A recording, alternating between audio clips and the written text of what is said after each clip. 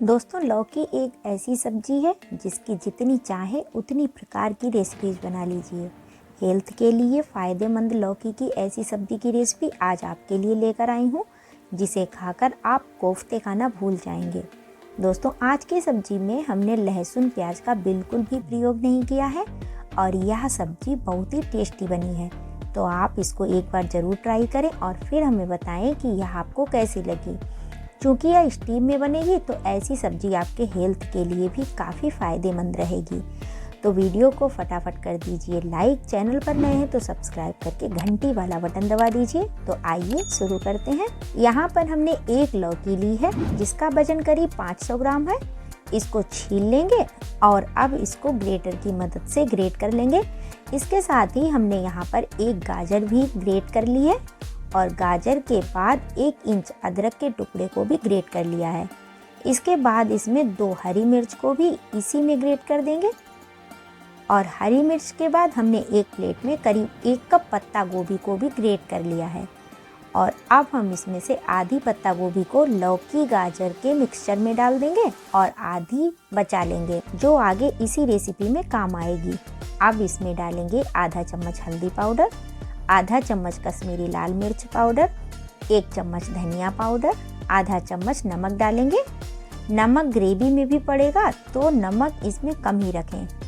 और आधा चम्मच जीरा, 2 चुटकी हींग, 1 चम्मच कसूरी मेथी और अब इसमें डालेंगे आधा कप बेसन। इसके बाद इसमें मुट्ठी भर हरा धनिया काट कर डालेंगे और अब इसको मिक्स कर लेंगे। थोड़ा पानी डालेंगे क्योंकि इसमें लौकी और अन्य सब्जियां हैं तो पानी छोड़ेंगी, इसलिए पानी इसमें बहुत कम ही डालें, नहीं तो यह गीला हो जाएगा। तो अब हमारा सब्जियों का मिक्सचर तैयार हो चुका है और अब हम करेंगे इसको स्टीम में पकाने की तैयारी। इस तरह से एक गहरी प्लेट लेंगे और इसमें लगा लेंगे तेल, ताकि पकाते वक्त सब्जियां इसमें चिपके नहीं। अब तेल का लेप लग चुका है और यह मिक्सचर इसमें डालकर फैला देंगे।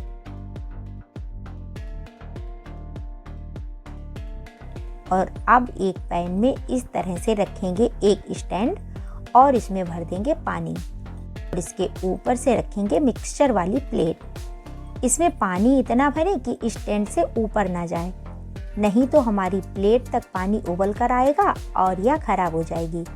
तो अब इसके ऊपर से ढक्कन रखकर हल्की आंच पर इसको भाप में पकाएंगे। तो करीब 15 मिनट पकाने के बाद अब इसको हम पैन से निकाल लेंगे और ठंडा होने के लिए अलग रख देंगे। और जब यह ठंडा होगा तब तक करते हैं ग्रेवी बनाने की तैयारी। तो यहाँ पर हमने पत्ता गोभी तो पहले ही ग्रेट कर ली थी, 1/4 कप हरा धनिया, 2 हरी मिर्च, आधा इंच अदरक के साथ साथ 2 टमाटर भी चॉप कर लिए हैं। और यहाँ पर हमने कुछ खड़े मसाले लिए हैं। इसमें 1 तेजपात, 2 इंच दालचीनी का टुकड़ा, 2 छोटी इलायची, 1 बड़ी इलायची, 8-9 लौंग, 10-11 काली मिर्च ली हैं। और अब एक उबला हुआ आलू लेंगे, इसे मैश कर लेंगे। मैश किया हुआ आलू ग्रेवी में इसलिए डालेंगे ताकि ग्रेवी गाढ़ी बने। तो स्टीम में पकाया हुआ हमारा सब्जियों और बेसन का मिक्सचर ठंडा हो चुका है और अब इसकी बर्फी काट लेंगे। इसके छोटे छोटे टुकड़े पनीर की तरह काट लिए हैं। अब हम पैन में सरसों का तेल डालेंगे और अब हम इसमें डालेंगे 1 चम्मच जीरा, 2 चुटकी हींग, दालचीनी, तेजपात, बड़ी इलायची, छोटी इलायची और बचे हुए मसाले भी डाल देंगे। और अब डाल देंगे अदरक और इसको कुछ देर के लिए भूनेंगे। और जब अदरक गल जाए तो इसमें पत्ता गोभी और इसके साथ ही हरी मिर्च भी डाल देंगे। मिक्स करेंगे और मीडियम आंच पर ही तलेंगे। तो पत्ता गोभी भुन चुकी है और अब डालेंगे इसमें 1 छोटा चम्मच हल्दी पाउडर, 2 छोटे चम्मच धनिया पाउडर, आधा छोटा चम्मच कश्मीरी लाल मिर्च पाउडर और थोड़ा सा पानी डालकर इसको भूनेंगे। तो मसालों से तेल अलग हो चुका है और अब हम इसमें डाल देंगे टमाटर और इसके साथ ही नमक डालेंगे स्वादानुसार। और ध्यान रखें कि नमक का प्रयोग कोफ्ते में भी किया गया है तो इसमें कम ही डालें। इसके बाद आधा चम्मच चीनी डालेंगे और इसको अच्छी तरह से मिक्स करेंगे। इसको करीब 2 मिनट के लिए ढककर पकाएंगे और आँच को हमें मीडियम ही रखना है। तो टमाटर गल चुके हैं और अब हम इसमें थोड़ा सा पानी डालेंगे। पानी भी इसी के अनुसार डालें जितनी की हमें ग्रेवी बनानी है। तो इसी के साथ इसमें मैश किया हुआ आलू डाल देंगे ताकि ग्रेवी गाढ़ी हो जाए। क्योंकि इसमें हम प्याज लहसुन का प्रयोग नहीं कर रहे हैं तो इसमें पड़ने वाली पत्ता गोभी, चीनी, उबला आलू और ये सारी चीज़ें मिलकर ग्रेवी को बेहतरीन बना देंगी। तो इसको करीब 10 मिनट तक हल्की आंच पर पकाएंगे।